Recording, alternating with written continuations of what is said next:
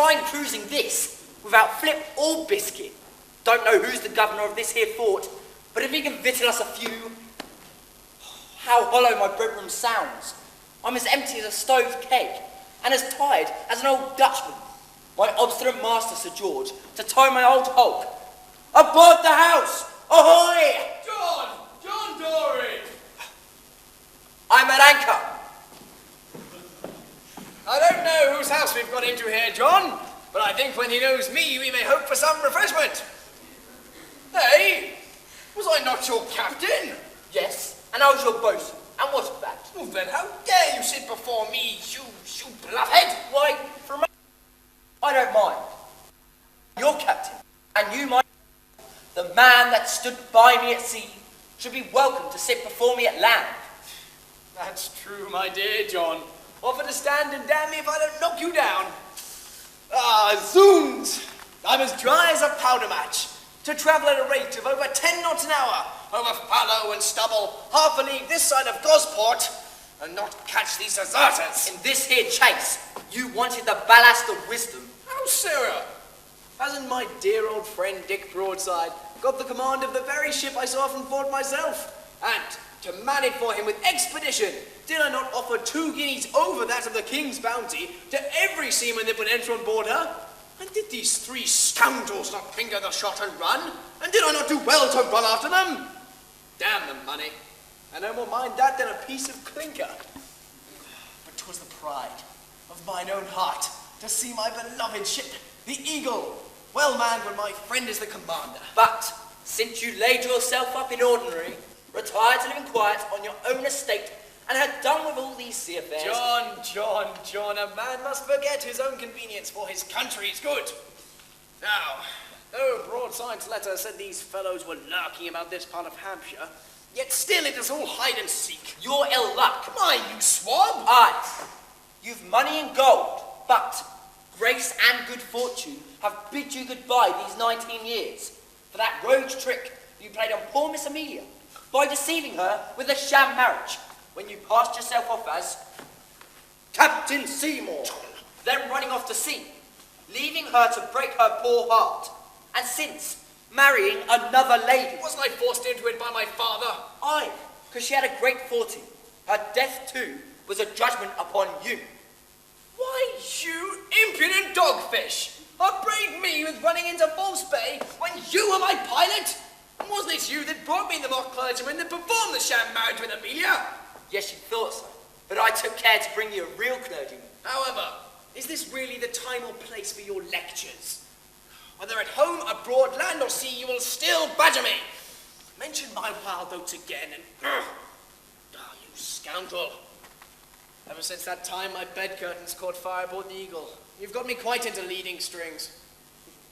You snatched me up upon deck and tossed me into the sea to save me from being burnt. I was almost drowned! You would have, but for me. Oh, yes, you dragged me out by the ear like a water dog. And cause we're applauded for it ever since you've been so cursed careful of me. Last week, because you found the 10th bottle uncorked, you rushed in amongst my friends and ran away with me. And then the next morning, Captain O'Shanagan sends me a challenge for slinking off when he was the toastmaster. So, to save me a headache, you've like got my brains blown out. Very well. Be burnt in your bed and poison yourself with slow juice. See if John cares a piece of mouldy old biscuit about it. But I wish you hadn't made me your valet de chambre. No sooner was I on shore, after 5 years of dashing among rocks, shoals and breakers, then you set me high on a trotting cart horse, which knocked me up and down like an old bumboat on the bare biscuit. And here, there's nothing to drink after all. Hello! I'll never cease piping till it calls up a drop to wet my whistle. I fear it is as John Dory remarks. My journey through life will be attended to with heavy squalls and foul weather. When my conduct to poor Miss Amelia comes athwart my mind, it is a hurricane for that day. Oh, zoons. I have the dismals coming upon me. I can't even get a cheering glass to... Oh, hello! Friend, what wouldst thou have? Grog. Neither man nor woman of that name abideth here. Man and woman.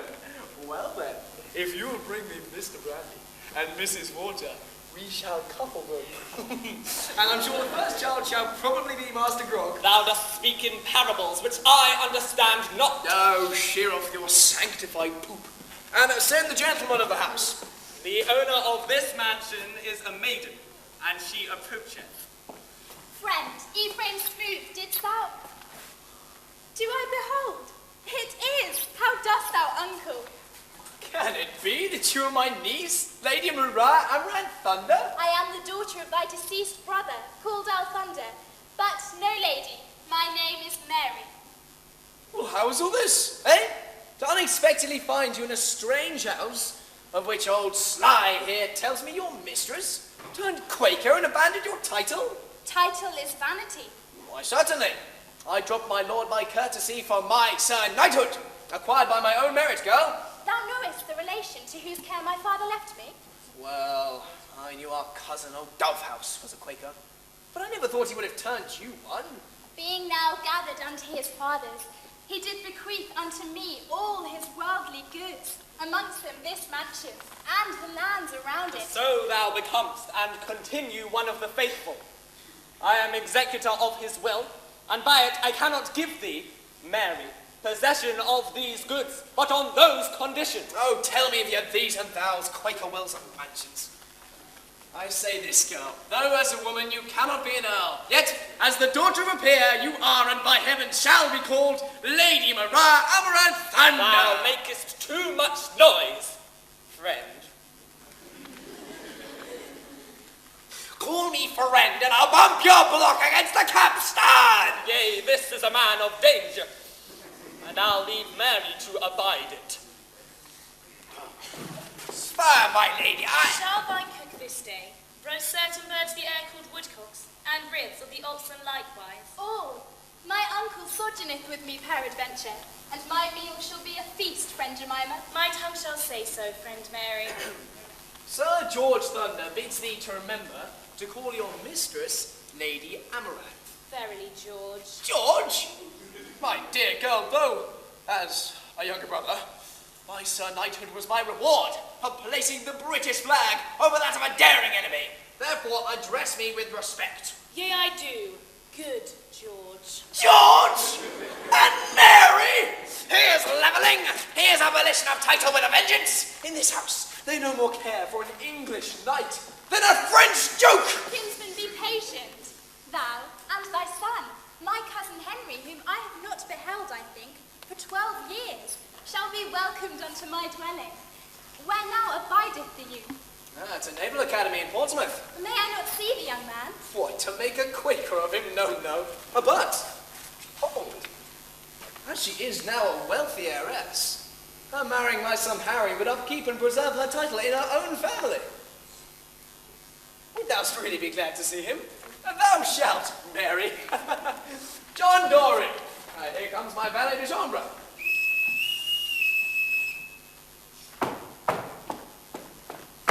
Why, sir, such a breeze sprung up. Avast, old man of war. You must instantly convoy my son from Portsmouth. Then I must first convoy him to Portsmouth, for he happens to be out of dock already. What winds now? Well, you know enough. Oh, damn your siege, you marvellous dolphin! Give me the contents of your logbook in plain English. The young squire has cut and run. What? Sam, signal Sir George. Sir, Master at Arms directly sends notice to. Mr. Henry got leave to come to, and Master only found out yesterday that instead of making for home, he sheered off towards London. I've traced you all the way here to bring you the news. What? A boy of mine quit his guns? I'll grapple him! Come, John, come along! Jemima, order the carriage for mine uncle. Verily, friend Mary. No, thank you, my lady. Let your equipage keep up your own dignity. I have horses here, but I won't knock 'em up. The next village is the channel for the stage. My lady, I'll bring the dog to you by the bowsprit. Now, weigh anchor, crowd sail, and after him. Aye, aye, sir. The man of noise doth not tarry, then my spirit is glad. Jemima, prepare the chambers for my kinsman. And Ephraim, hire the maiden for me that thou didst mention. I will, for this damsel is passing fair, and hath found grace in mine eyes. Mary, as thou art yet a stranger in this land, and have just taken possession of this estate, the laws of society command thee to be on terms of amity with thy wealthy neighbours. Yea, but while I entertain the rich, the hearts of the poor shall also rejoice. I myself will now go forth into the adjacent hamlet, and invite all to hearty cheer. Yea, I will distribute among the poor the good books thou didst desire me. And meat and drink too, friend Ephraim. For on the fullness of plenty they shall join us in thanksgiving for the gifts which I overabundantly possess.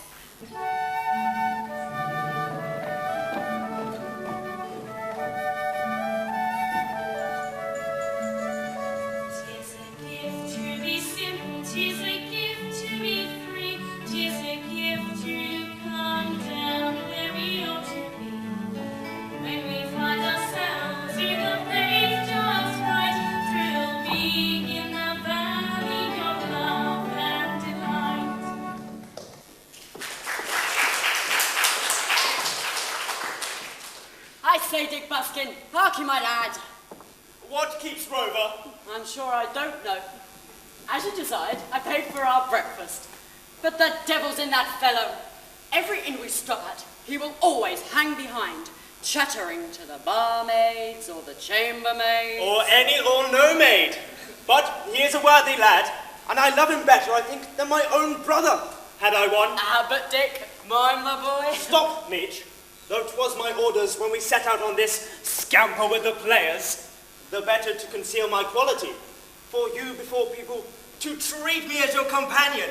Yet, at the same time, you should have discretion enough to remember that when we are alone, I am your master, and son to Sir George Thunder. Sir, I ask your pardon.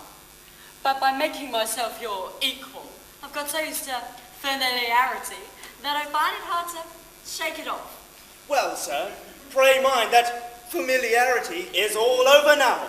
My frolic's out. I shall now throw off the player and shall directly return. My father by this time must have heard of my departure from the academy at Portsmouth, and though I was deluded away by my rage for little acting, on guard, take that, you swine. Yet 'twas wrong of me to give the gay old fellow any cause for uneasiness. Sir, shall you and I never act another scene together? Shall I never again play Colonel Standard for my own benefit? And never again have the pleasure of caning your honour in the character of Tom Errand? In future, act the part of a smart hat and coat brusher, or I shall have the honour of kicking you in the character of an idle puppy. You were a good servant, but I find by letting you crack your jokes and sit in my company, you have become quite the lounging rascal. Yes, sir.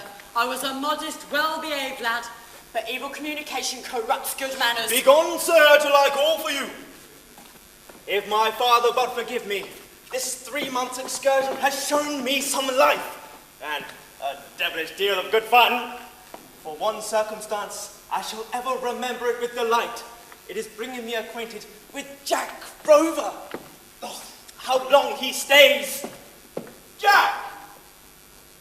For in this forlorn stroller, I have seen qualities that honour human nature and accomplishments that might grace a prince. I don't know a pleasanter fellow, except when he gets to his abominable habit of quotation. I fancy. The brisk lightning. Aye, here's the rattle, hurried on by the impetuous flow of his own volatile spirits. His life is a rapid stream of extravagant whim, and while the serious voice of humanity prompts his heart to the best of his actions, his features shine in laugh and levity. Studying George Villiers' play, eh, Jack? Yes, indeed, Dick. I am fond of the part of Mr. Baines. Come out, thunder and lightning. I am the booed thunder. Mr. Cartwright, prithee speak a little louder and with a hoarser voice. I am the bold thunder. Speak in me in a voice that thunders out indeed. I am the bold thunder. I am the bold thunder. Oh,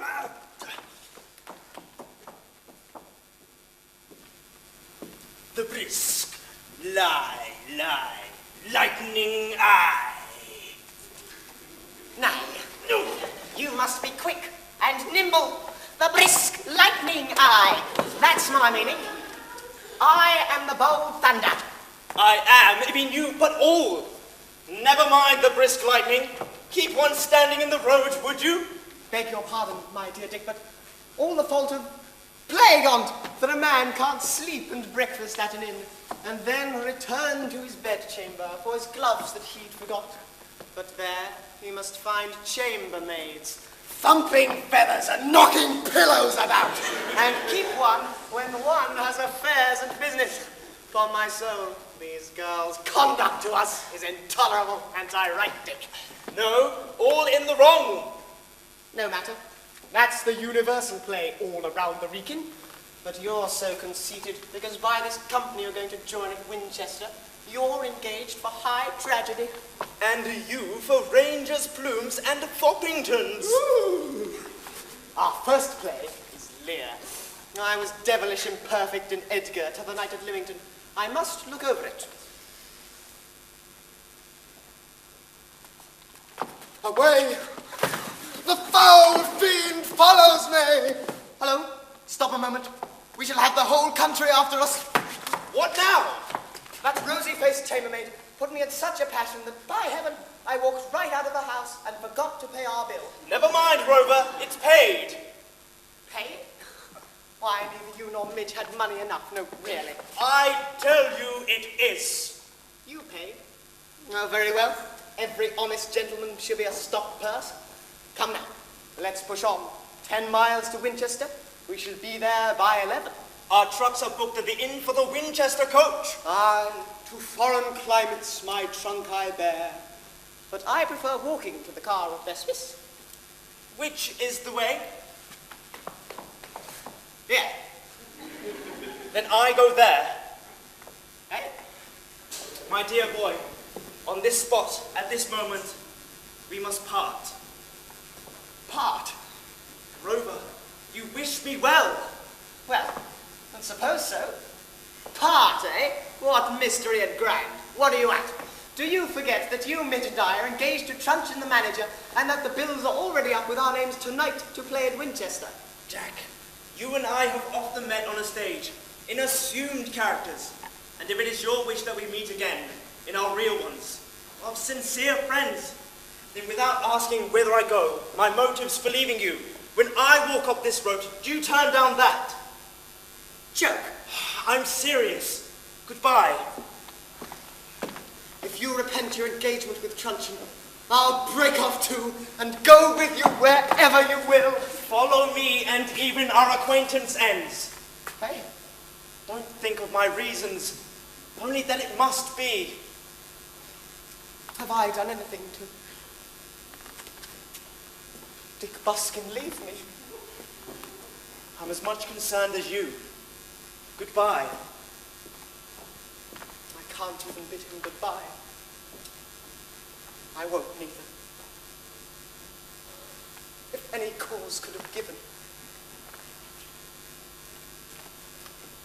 Farewell. Bless my poor girl. Adieu.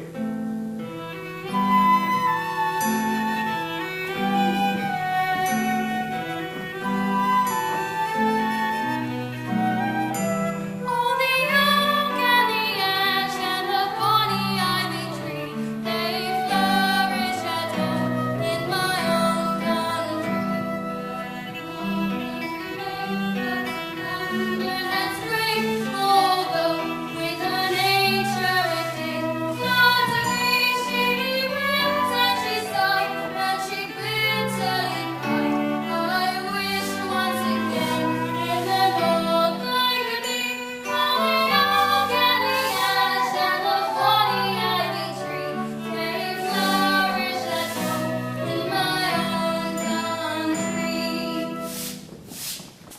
Master Ephraim.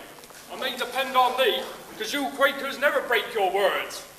I have spoken to Mary, and she, at my request, consenteth to take thy daughter, Jane, as her handmaid. Very good of you. Goodness I do like, and also comely Jane. The maiden I will prefer for the sake of myself. I intended to make a present to the person that did do me such a piece of service, but I shan't affront you with it. I am meek and humble, and must take affronts. Then here's a guinea.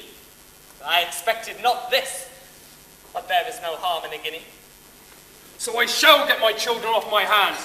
What with son Sim robbing me day and night, stealing my corn and whatnot to give amongst the poor, and daughter Jane, to prevent me from killing the fowls, buys eggs and tells me that they are still laying them. Besides, when girls have naught to do, this love mischief creeps into their heads. Sim! Yes, Favor? Call your sister. Jane! Favor wants you! Did you call me? I have often told you both, but now it's settled. You must go out into the world and work for your bread. Well, Favor, whatever you think right must be so, and I'm content. And I'm sure, Father, I'm willing to do as you'd have me. What? There's ingratitude.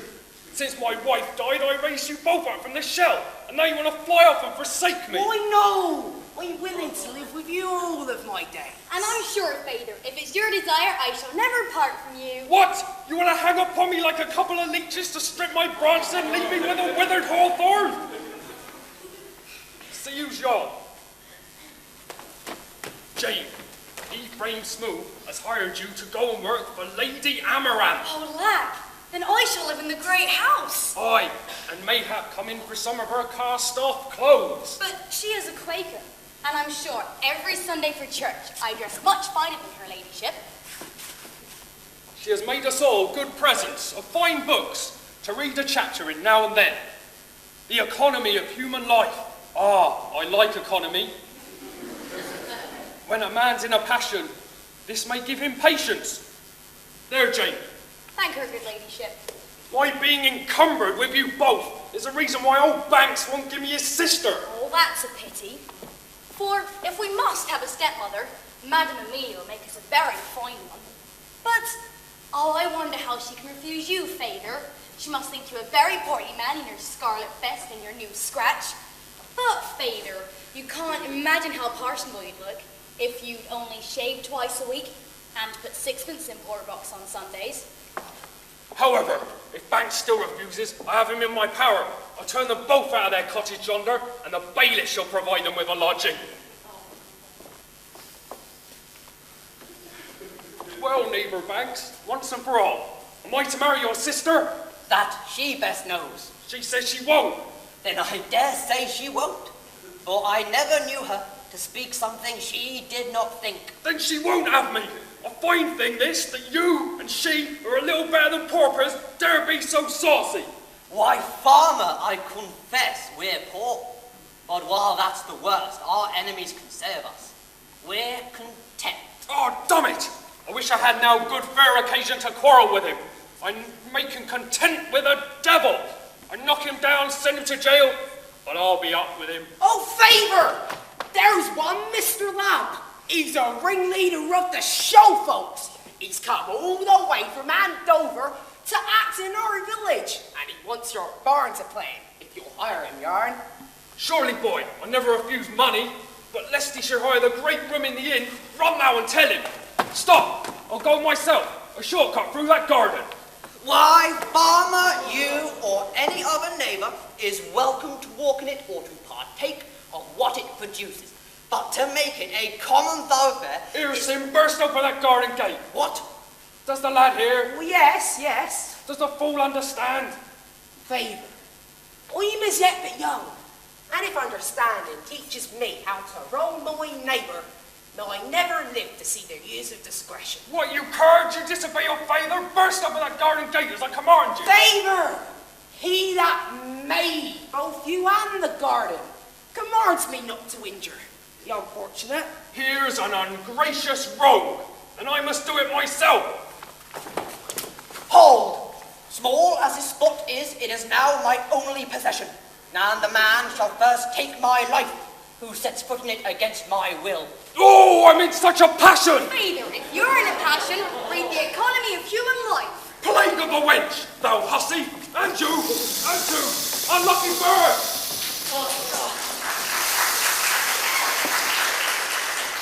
Here's a pelting shower and no shelter. Forth from the cold. I'm wet through. Here's a fair promising house. Oh, my lad, can't let folks in till I know where they are. There's a public house not above a mile off. Step in here, young lad. My fire is small, but will cheer you with a hearty welcome. The poor cottager and the substantial farmer. Dear nature, dear goddess, if ever you design to make his cornfields fruitful, change thy purpose, that from the blighted ear no corn may fall to fat his stubble goose. And when to town he drives his hogs, so like himself. Oh, let him feel the soaking rain, that he may curse his crime too late, and know how sharper than a serpent's tooth it is. Damn it, but I'm spouting in the rain all this time. Oi, neighbour! You'll soon rise for a beggar's bed if you harbour every mad vagrant. This may be one of the footpaths that it seems have got about the country, but I'll seize on thy goods this day, my charitable neighbour. The sun strikes out. Quite cleared up. Wow! Vader! It isn't coming down the village! Oh, thou hussy! Bless me, Vader. There's no time for anger now. Here come Lady Amaranth's chariot, drawn by her new grand long-tailed horses. Why, it stops! Her ladyship is coming out and walks this way. She may wish to rest herself in my house. Jane, we must always make rich folks welcome. Oh, dear me. I'll run in and set things to rights. But, Vader, your cravat and your wig have got so rumplified due to your cross-grained tantarums. I'll tie your neckcloth in a big bow. There you go, Vader. And as for your wig, if there's any flour left in the drudging box. Oh, the bailiff too that I engaged. Well, Farmer Gammon, as you decide, I'm come to serve this here warrant of yours. Yes. Now I've been determined on it. I'll speak to you anon. Stand aside. Friend, Jane, whom I have taken to be my handmaid, is thy daughter. Aye, so her mother said, and please your ladyship. Ephraim Smoot acquainteth me, thou art a wealthy yeoman. Why, I pay my rent. Being yet a stranger on my estate around here, I have passed through thy hamlet to behold with mine own eyes the distresses of my poor tenants. I wish to relieve their wants. Right, your ladyship, for charity hides a deal of sins. How good of you to think of the poor. That's so like me. I'm always contriving of how to relieve my neighbours. Must lay Banks in jail tonight. And please, your ladyship, will your ladyship enter our humble dwelling and rest your ladyship in Vader's great cane-bottomed elbow chair with a high back? Oh, do your ladyship. To receive so great a body from her own chariot is an honour I dreamt not of. Though, for the hungry and weary foot traveller, my doors are always open and my morsel ready. Oh, he is a generous man, friend Mary. Knock. When he comes out, arrest him. Friend, thou art benevolent, and I shall enter thy dwelling with satisfaction. Oh, precious! This way, my lady. Where's the warrant?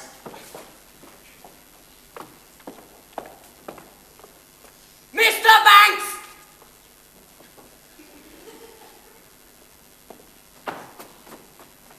Master Twitch, what's your business with me? Only a little affair here against you. Me? Yes. Farmer Gammon has brought up a £30 note of hand of yours. Indeed. I didn't think this malice could have stretched so far. I thought the love he professed my sister might... Why, it's true, Master Twitch. To lend our indigent cottagers small sums when they have been unable to pay their rents. I got Lawyer Quirk to procure me this money, and I hoped their industry would have put it in my power to pay it off before now. However, I will go round and try what they can do, then call on you and settle it. No, you must come with me. Oh, gentlemen, come quick, or I'll open another bottle of your currant wine. come. Oh, you're out here. Rain over. Quite fine. Think I'll take a sniff of the open air too. Hey, what's the matter? What's that to you? What's that to me? Why, you're very unmannerly. Oh, here's a rescue. Nay, my dear sir, I do not wish you to get yourself into trouble over me. Now, since you don't know what's civil, if the debt's not paid directly, to jail you go. My kind, hospitable, good old man to jail. What's the amount, you scoundrel? Better words or I'll... Stop! Utter you a word, good or bad, except to tell me what's your demand upon this gentleman, and I'll give you the greatest beating you ever got since the hour you commenced. Rascal! Why, master, I don't want to quarrel with you because... You'll get nothing by it. Do you know, you villain, that I am this moment the greatest man living? Who, pray? I am the Bull Thunder! Sarah, know that I carry a purse of gold in my coat pocket. Though damn me if I know how a purse came to be there. Here's 20 pictures of His Majesty. Therefore, in the King's name, I free his liege subject. And now, who am I? 9 pieces short, my master. But if you're a householder, I'll take this and your bail. So for bail you must have a householder. What's to be done? Little hospitality. I know you've a house, though your fireside was too warm for me. Looky, here's some rapacious, griping rascal has had this worthy gentleman arrested. Now, a certain good-for-nothing rattling fellow has paid 20 guineas of the debt. You pass your word for the other 9, we'll step back into the kind gentleman's friendly house, and over his currant wine, our first toast shall be liberty to the honest debtor and confusion to the cold-hearted creditor. Shout! Shout! Pray, and your name, Mr. Shylock? No, my name's Gammon. Gammon! You're the Hampshire hog. Go! Death! How shall I do to extricate? What tumult's this? A lady? Madam, your most obedient, humble servant. A Quaker, too. They are generally kind and humane. And that face is the prologue to a play of 1,000 good acts. Perhaps she'll help us here. Madam, you must know that this gentleman. This gentleman and I, he got a little behindhand, as any well-meaning gentleman often may through bad harvests and cattle blight. Oh, rot the blight! Then up steps this gentleman. Madam, you understand? Then up steps I with my... In short, I am the worst storyteller in the world, where myself is the hero of the tale. In plain English, Mr. Banks has been arrested for £30, and this gentleman has paid 20 guineas of the debt. My litigious neighbour to expose me thus. The young man and maiden within have spoken well of thy sister, and pictured thee as a man of irreproachable morals, though unfortunate. Madam, he's the honestest fellow. I've known him above 40 years. He's the best hand at stirring a fire. And if you were only to taste his currant wine. Madam, I never aspired to an enviable rank in life, but hitherto pride and prudence kept me above the reach of pity. But obligations from a stranger... He really a stranger, and attempt to free thee. But friend, thou hast assumed a right which here belongeth alone to me. As I enjoy the blessings these lands produce, I own also the heart-delighting privilege of dispensing these blessings amongst the wretched. Thou hast made thyself my worldly banker, and no cash of mine in thine hands. But thus I balance our account. Madam, my master pays me, nor can I accept money from another without injuring his honour and disobeying his commands. Run, run, Orlando, carve on every tree the fair, the chaste, the unexpressive she. But sir, I resist to return him his money. Stop! Aye, stop! Where dwelleth he? I fancy where he can. I judged from his discourse that he was on his way to join a company of actors in the next town. A profane stage player with such a gentle, generous heart, yet so whimsically wild, like the unconscious rose, modestly shrinking from the recollection of its own grace and sweetness. Now, my lady, I'm fit to attend your ladyship. I look so genteelish. Mayhap my ladyship will take me home with her. This maiden may find out for me whither he goeth. Call on my steward, and thy legal demand shall be satisfied. Here are you, coachman, drive up my lady's chariot nearer to our door. If she'd take me home with her, la, how all the folks would stare. Madam, though the roads are so very dusty, I shall walk all the way on foot to your ladyship's house. I should ruin my fine new petticoat. Rather than sully thy garment, thou shalt be seated by me. Oh, your ladyship, if I didn't think so. Here are you, Sim, order the chariot for us. Chariot? Come, Jane. We have the little cart to carry you. Cart? Friend, be cheerful. Thine and thy sister's sorrow shall be but an April shower.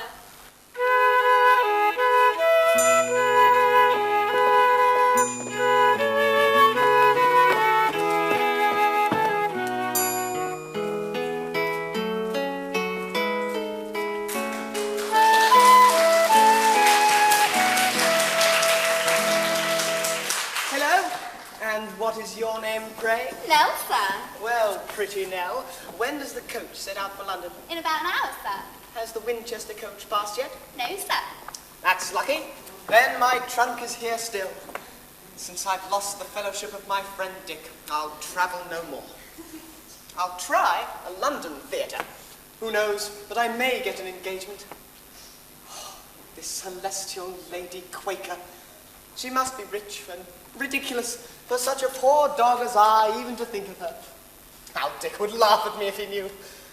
I dare say by this she has released my kind host from the gripe of that rascal. I should like to be certain, though. You're down here, sir. I'm Susan Johnston, widow of honest Bob Johnston. Kept the son these 20 years. Excellent dinner on table at 2. Yet my love indeed is appetite. I'm as hungry as the sea, and can digest as much. Then you won't do for our shilling ordinary, sir. There's a very good ordinary at the Saracen's Head, just at the end of town. Shouldn't have thought indeed hungry foot travellers to eat like aldermen. Mrs. Johnston?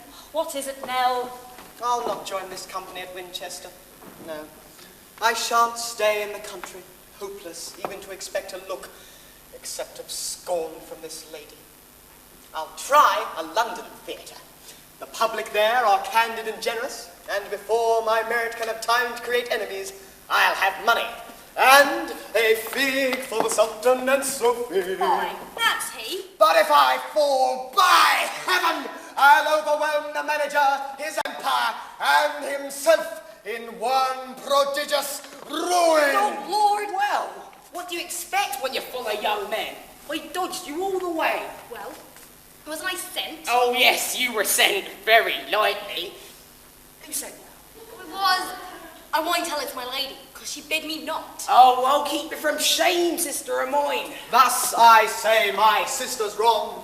My sister, Blausabella, do her justice, or by the gods I'll lay a scene of blood, shall make this hay mow horrible. I believe it's a full moon. You go on to your place and you mind your business. My lady will be so pleased I found him. I don't wonder at it. He's such a fine-spoken man. Dang it, will you stand there grinning, you saucy slut, to keep me in the cart there waiting for you at the end of the lane? Never mind him, sir. It's because my lady gave me a ride in her coach that makes the boy so angry. Perhaps the gentleman might wish to send her ladyship a compliment. And please you, sir, if it's even a kiss between us two, it shall go safe. For though you should give it me, Brother Zim can then take it to my lady. I'd kiss thee. There. I killed thee. Kill me? No way but this, killing myself to die upon a kiss. And you walk home, my forwardness. I've heard of your painting too, you gig, you lisp, you amble, and nickname God's creatures. Why? Who told you she called me an ass? But the town clerk was here to write thee down an ass. But, though not written down in black and white, remember, thou art an ass. Yes, sir. I'll remember it. Go! I to a nunnery go.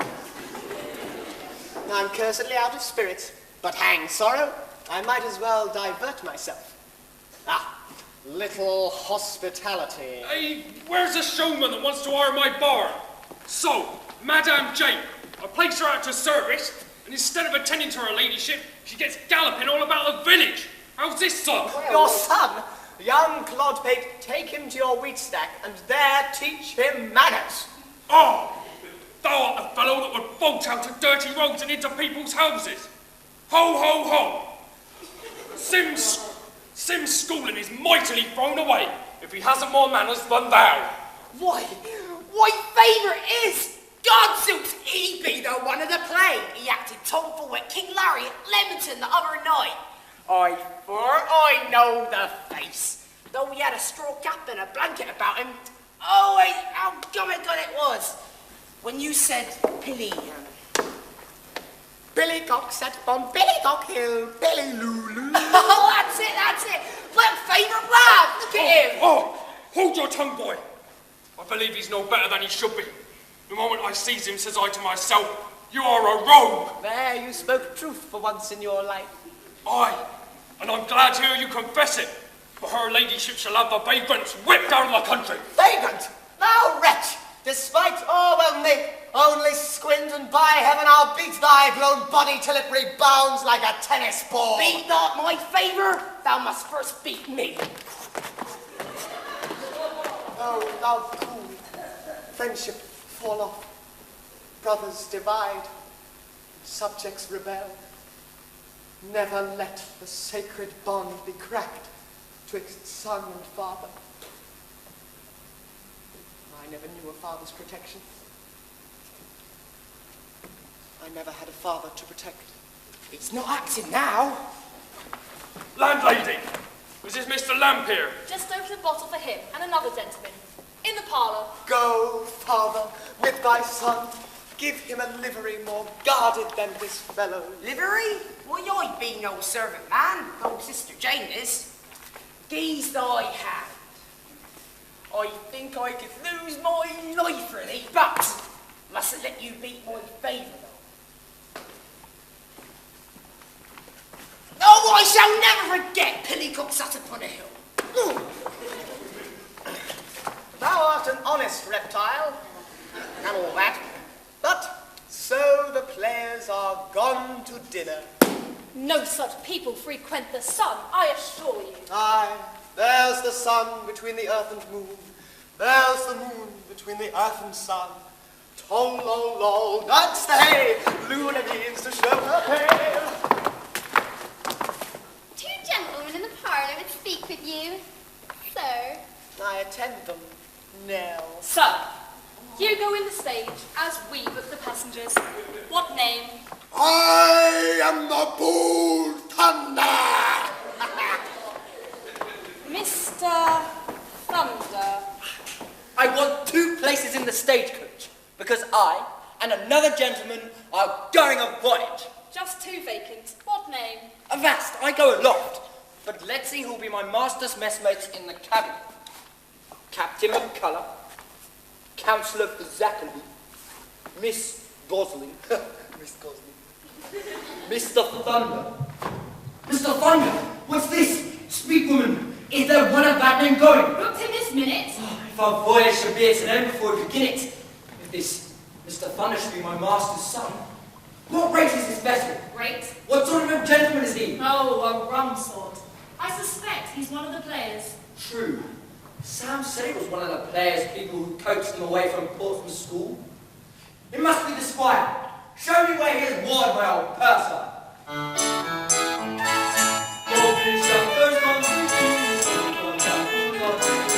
We'll come back to marry me,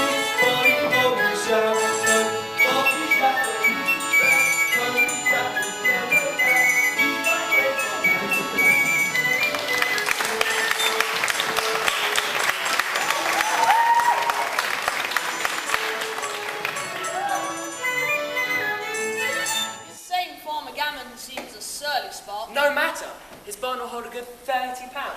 And if I can but engage this young fellow, this Mr. Rover, he'll cram it every night he plays. He's certainly a very good actor. Now, Trey, we must inquire at the carpenter and be brisk about the building. I think we shall have smart business, as we stand so well for pretty women too. Oh, here is Mr. Rover. Snap him at any time.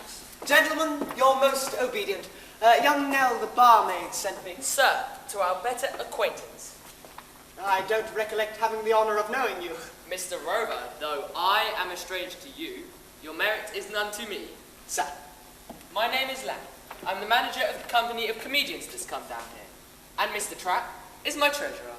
Engages performers, sticks bills, finds properties, keeps box book, prompts plays, and takes the towns. The most reputable company and charming money-getting circuit. I haven't a doubt, sir.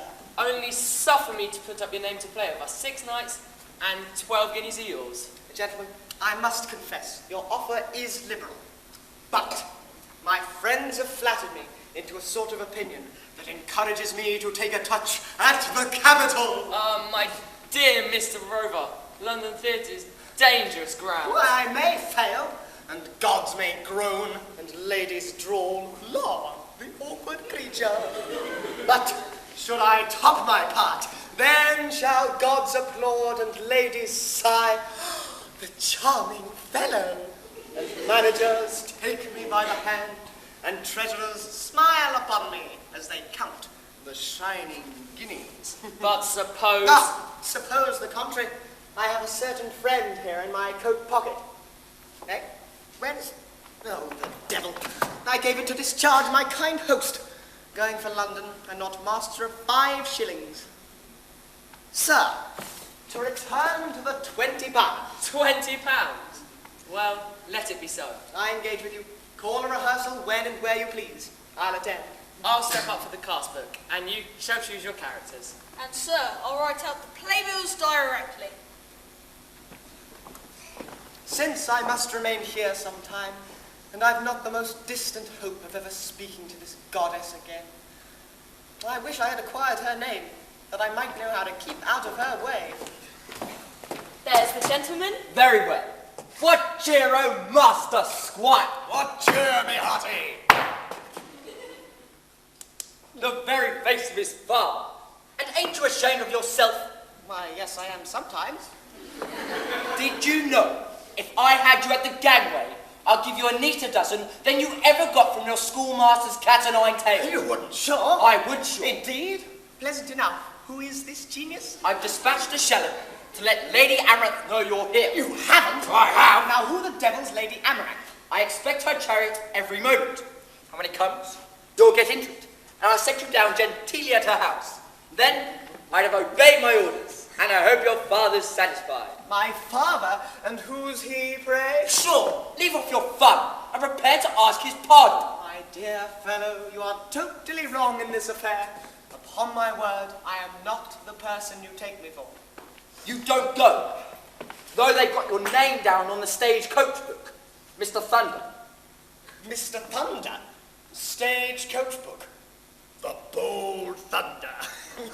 This must be some curious blunder. Oh, my lad, your father, Sir George, will change your note. He must give me one first. Sir George, then my father is a knight, it seems. Very good, Faith. Upon my honour, I am not the gentleman that you think me.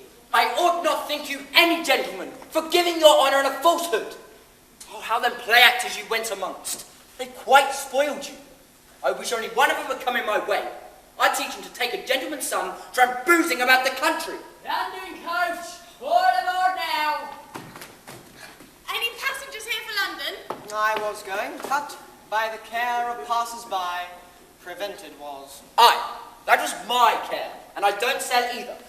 So you may weigh anchor without us. Aye, sir. Her ladyship's chariot's at the door. And I fancy it's you, sir, the coachman wants. Yes, it's me. I attend, Your Honour. Then you insist on it. I insist on nothing. Only you shall come. Shall? Mark you his absolute shall. Shall is a word that does not sound over agreeable to my ears. Then how does a pretty girl sound well to your ears? More music in the clink of her horse's hoofs than 20 hoboys. Why, is this lady Thingamy pretty? Oh, as beautiful as a mermaid, and as stately as a ship under sail. I've a mind to humour the frolic. Very well, I'll see your mermaid. But on the instant of my arrival, the mistake must be discovered. Harkee, is this father of mine you speak of at the lady's? No, your father is in chase of some deserters. I find he's afraid to face the old one, so if I tell him the captain's aboard, he won't come with me. No, we shan't be seeing him in a hurry. Then I'll venture. Has the lady ever seen me? Sure, none of your jokes, man. You know her ladyship, no more than myself. Has set eyes upon you since you were the bigness of a rumbo canakin. The choice is made. I have my ranger's dress in my trunk. Cousin of Buckingham, thou sage, grave man. What? Your mere enforcement shall acquittance me. Man, don't stand preaching Parson Palmer. Come to the chariot. Aye, to the chariot. Bear me Bucephalus among the billows. Hey, for the tigress!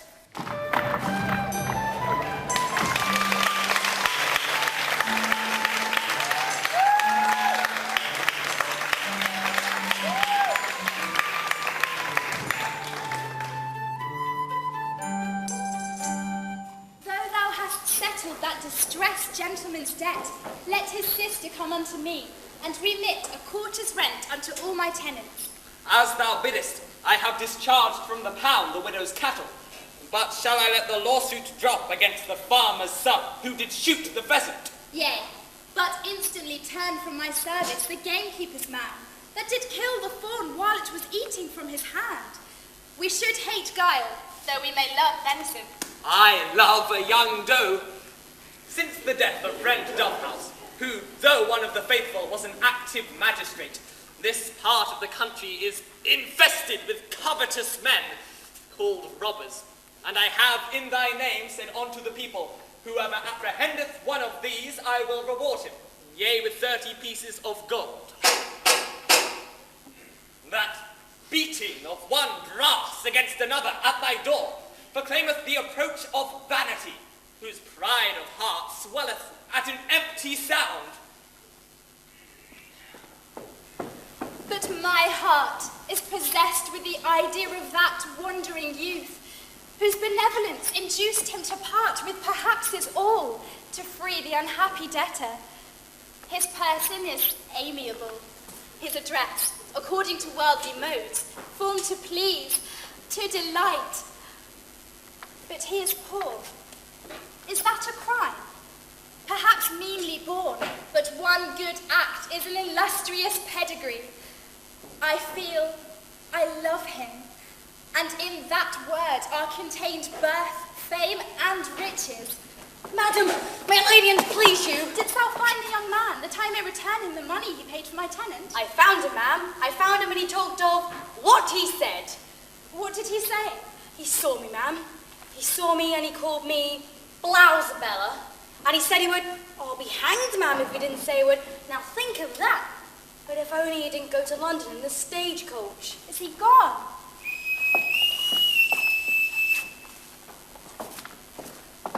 Oh, my lady, mayhap John Dory is not the man who sent after young gentlemen that scamper from school and run about the country play acting.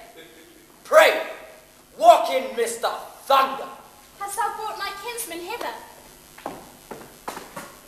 Well, I haven't then. If you haven't, why make such talk about it? Don't give me your palaver. Will you only walk in, Mr. Thunder? Will you walk in, if you please, Master Harry? Friendship requireth, yet I am not disposed to commune with company. Bless me, ma'am. If it isn't... 'Tis I, Hamlet the Dane. Thus far into the bowels of the land have we marched on, John, that bloody and devouring boar. He called me Bill on the coach. This the Lady Amaranth. By heavens, the very angel Quaker. The dear, generous youth, my cousin Harry. There, he's for you, my lady, and make the most of him. How happy my lady is now I've found him. He looks so charming now he's fine. Hark! She's as rich as a Spanish India man. And I tell you, your father wishes you'll grapple her by the heart. Court her, you mad devil. There's to be an engagement between these two vessels, but only little Cupid's the one who can take minutes. So come. Ma'am, and I wait on you. No, my lass, you're to wait on me. Wait on this great feeble. Am I, ma'am? By this, Sir George is to come to the inn. Without letting the younker know, I'll bring him here and smuggle both father and son into a joyful meeting. Come, hush me out like a lady. This way, Mr. Sailor Gentleman. By heaven, a most delectable woman. Cousin, when I saw thee in the village, free the sheep from the wolf, why didst not thou tell me then thou art son to my uncle, Sir George? Because then, my lady, I didn't know it myself. Why wouldst thou vex thy father and quit thy school? A truant disposition, good my lady, brought me from Württemberg. Thy father designs thee for his dangerous profession. But is thy inclination turned to the voice of trumpets and smites of mighty slaughter? Why, ma'am, as for old Boreas, my dad, when the blast of war blows in his ears, he's a tiger in his fierce resentment. But for me, I think it a pity, and so it is, that villainous saltpeter should be digged from the bowels of the harmless earth, which many a good tall fellow has destroyed with wounds and guns and drums. Heaven save the mark. Indeed thou art tall, my cousin, and grown of comely stature. Our families have long been separated. They have, since Adam, I believe. Then, lady, let this sweet bud of love now ripen to a beauteous flower. Love! Excellent lady, perdition catch my soul, but I do love thee. And when I love thee not, chaos is come again. Thou art of an happy disposition. If I were now to die, 'twere now to be most happy. Let our senses dance in concert to the joyful minutes. And this, the only discord of men. Please you, ma'am.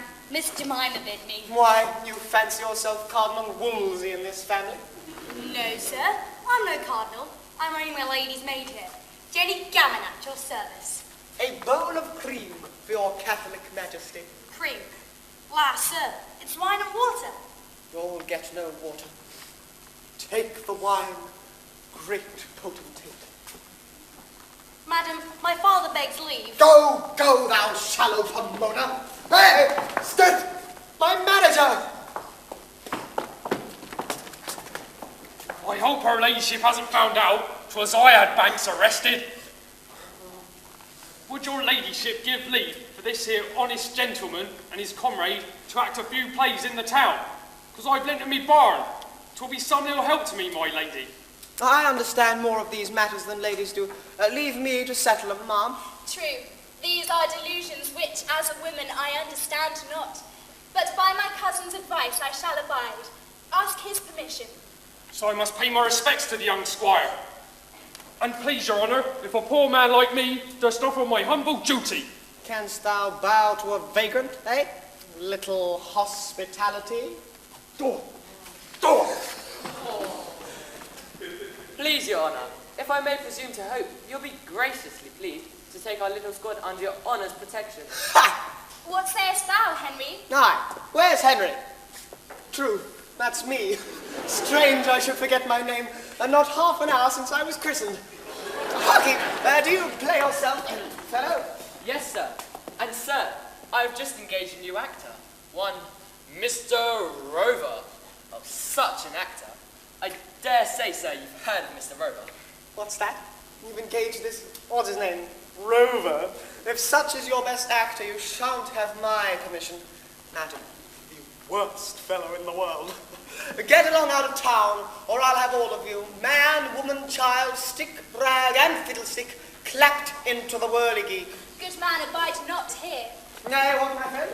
Now, indeed, if this new actor you brag of crack of your company was anything but a gentleman. It isn't. It is. Why, my worthy friend, if I was really the poor, unfortunate, strolling dog you thought me, I should tread your floorboards and crow the cock of your barn door fowl.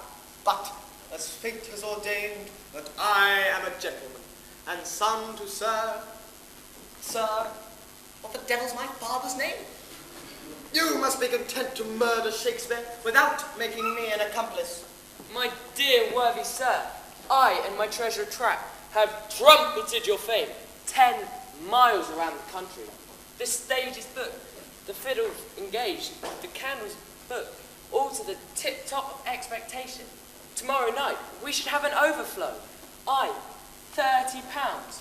My dear worthy sir, you wouldn't go to ruin a whole community and their families. They now only depend on the exertion of your brilliant talents. Why, I never was uniform, but in one maxim, though I do little good, to hurt nobody but myself. Since thou hast promised, much as I prize my adherence to those customs in which I was brought up, thou shalt not sully thy honour by a breach of thy word. For truth is more shining than beaten gold.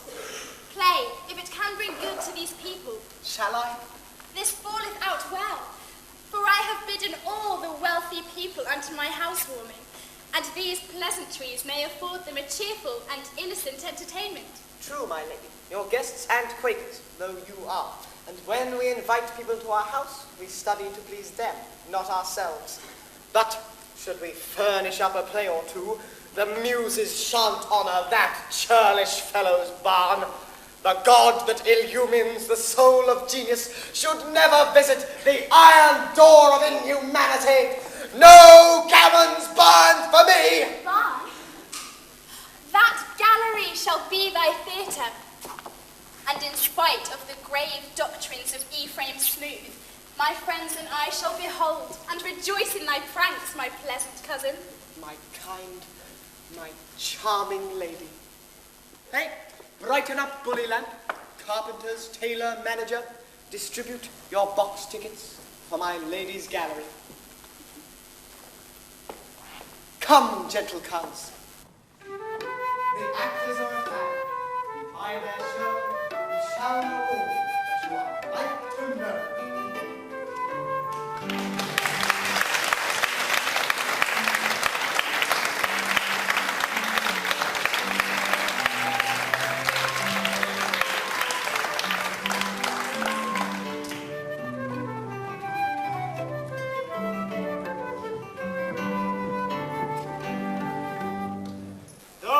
Back to Portsmouth Academy with a contrite heart to continue my studies. Yet, from my father's angry letter, I dread a woeful storm at our first meeting. I fancy the people at this inn don't recollect me. It reminds me of my pleasant friend, poor Jack Rover. I wonder where he is now. And it brings to my memory a certain stray, vague acquaintance of mine, poor Dick Buskin. Then I desire, sir, you turn Dick Buskin again out of your memory. Can't. The dear, good-natured, wicked... Beg your honour's pardon. Oh, but Midge, you must. As soon as I'm dressed, step out and inquire whose house my father is at. I did not think he had any acquaintance in this part of the country. Sound what humour he's in, and how the land lies, before I venture in his presence. Sir, the room is ready for you to dress. I shall only throw off my boots, and you shake a little powder in my hair. Then hey, puff, I shoulder my curling irons. I can hear nothing of these deserters. Yet by my first information, they'll not venture up to London. They must still be lurking about this part of the country. Ah, Mrs. Johnstone. Have any suspicious-looking persons been in at your house? Yes, sir, now and then. What do you do with them? Why, sir, when a man calls for liquor that I think has no money, I make him pay beforehand. Oh, damn your liquor, you self-interested pop-ice! These fellows that I'm after have run from their ships. If our navy is unmanned, what becomes of you and your house, you cormorant? This is a very abusive sort of gentleman, but he has a full pocket, or he wouldn't be so saucy. This lady, I believe, does not know that I am Sir George Thunder. Wind still variable, blow my affairs right athwart each other. To know what's become of my renegade son, Harry, and there, my rich lady niece, pressing and squeezing up the noble plumage of our illustrious family in her mean little Quaker bonnet. I must up to town. Oh, splat when I catch my son, Harry! Oh, here comes John Dory. Have you taken the places on the London coach for me? Ahoy, Your Honour. Is that yourself? No, I'm beside myself. Heard anything about my son? What's so clock? What you talking clocks and timepieces for? If two, your son is at this moment walking with Lady Amaranth in the garden. With Lady Amaranth? If half after, they cast anchor to rest amongst the posies. If three, they've got up again. If four, they're picking a bit of cram fowl. If half after, they're cracking walnuts over a bottle of Calcavella. Oh, my son! But dear friend, where did you find him? Well, I found him where he was, and I left him where he is. What, and he came to Lady Amaranth's? No, but I brought him there, from this house, in her ladyship's chariot. I won't tell him Master Harry went amongst the players, or he'd never forgive him. Oh, such a merry, civil, crazy crack brain, the very picture of your honour. The dog is in high spirits, the rogue. But I hope he has had discretion enough to throw a little gravity over his mad humour before his prudent cousin. He threw himself onto his knees, and that did quite as well.